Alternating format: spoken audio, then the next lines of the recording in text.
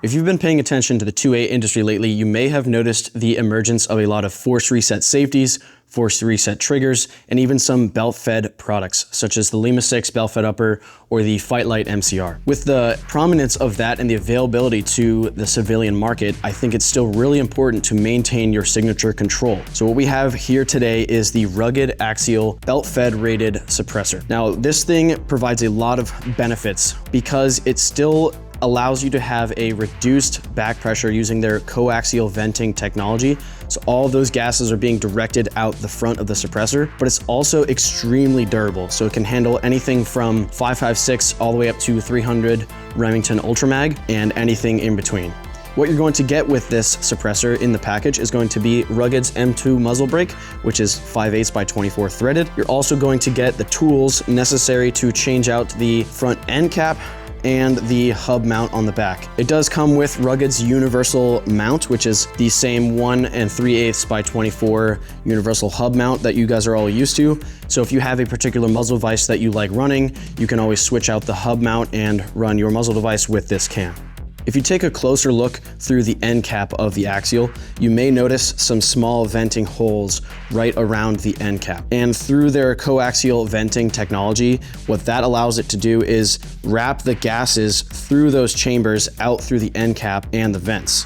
And that does reduce the back pressure felt by the shooter and less gas in the face. It is a lot more pleasant to shoot. And that's going to be extremely important, especially when you're running belt fed or force reset or anything in between. It's also constructed with cobalt 6 baffles, and that is a more durable, heat resistant material that is really going to hold up against the rigors of a full 200 round belt or several magazines of your force reset safety. Like I said before, it is full auto rated, belt fed rated, and will have no problem handling high semi-automatic firing schedules. Moving down from the end cap and the vents, you will notice their ISO grid design. This allows for a little bit less material on the can to keep it a little bit lighter, and it also gives you that really tactile grip that you'll need to tighten the suppressor onto your muzzle device before tightening down their rugged universal mount. Using that ISO grid to cut weight off the suppressor is very important because it already is a pretty heavy can, as you might be able to tell.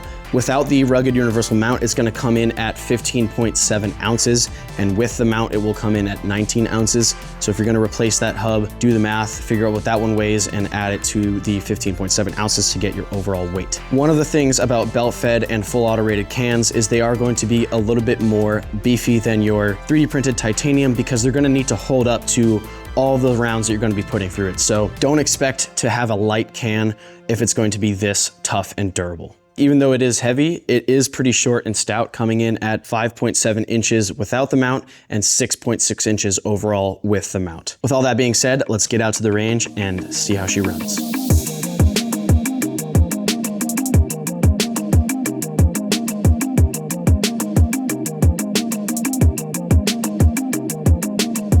All right, so before you do the live fire test, a little bit about this rifle. It is a 14.5 BCM Recu 14.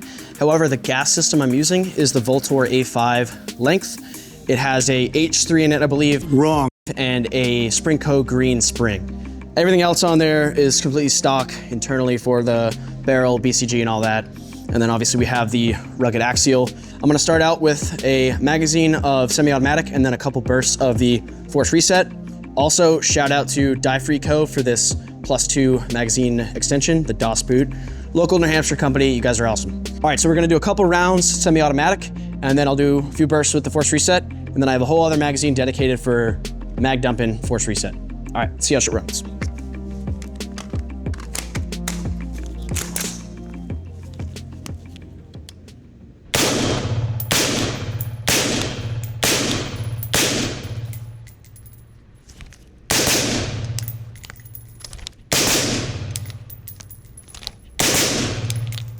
All right, Force Reset, here we go.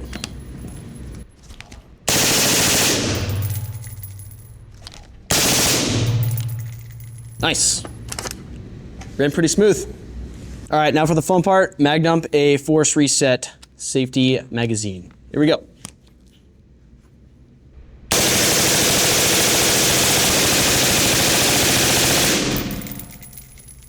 Nice. Looks like it runs just fine on Force Reset, so it should have no problem at all running a belt fed, or if you have a transferable machine gun, it should run with that just fine.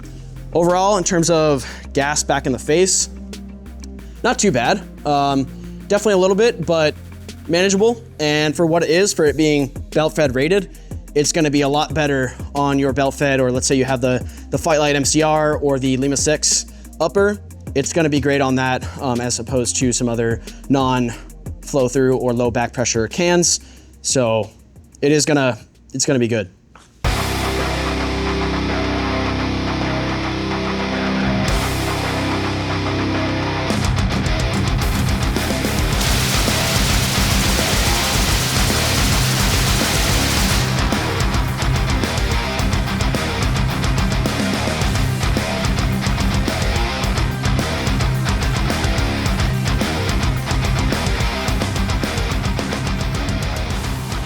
All right, so we got the gun nice and hot. It is also super hot out here on the range, so I'm gonna wrap this up.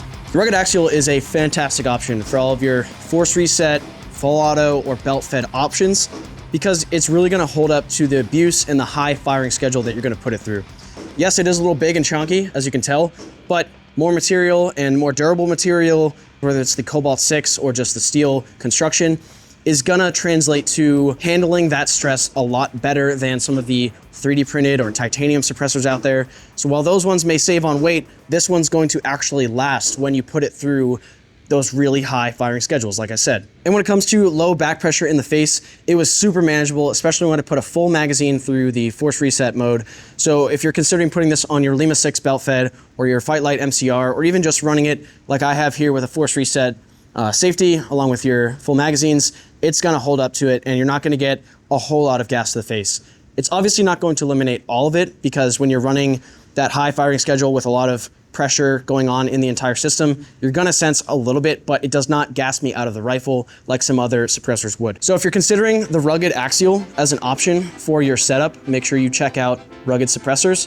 Also, make sure you check out White Birch Armory right here in Dover, New Hampshire. Thanks for watching, guys. Hope you enjoyed it. Catch you in the next one.